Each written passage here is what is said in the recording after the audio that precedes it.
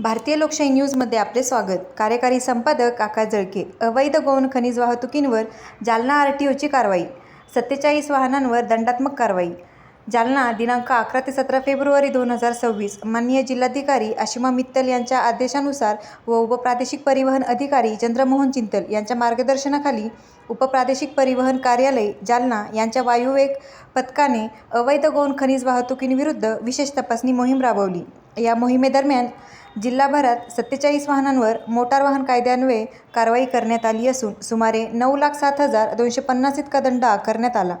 विना number plate tipper तसेच विनापरवाना वाळू वाहतूक करणारी 2 वाहने जप्त करून एसटी वर्कशॉप जालना व टेंभुर्णी पोलीस ठाणे येथे जमा करण्यात आली आहेत। या कारवाईत मोटार वाहन निरीक्षक श्री भीमराज नागरे, श्री अनिल कदम, श्री निलेश अहिरे, श्री शुभम मोटे, श्री अक्षय पाटील, श्रीमती सोळुंके, श्री राजपूत, श्री अर्शन खान तसेच चालक घुले, परिसकर, निळे, नावकीकर व देवकर यांनी सहभाग नोंदवला। अवैध वाहतुकीविरुद्ध महसूल, पोलीस व परिवहन विभागाची संयुक्त कारवाई यापुढेही सुरू राहील असा इशारा उपप्रादेशिक परिवहन अधिकारी श्री चंद्रमोहन चिंतल यांनी दिला आहे।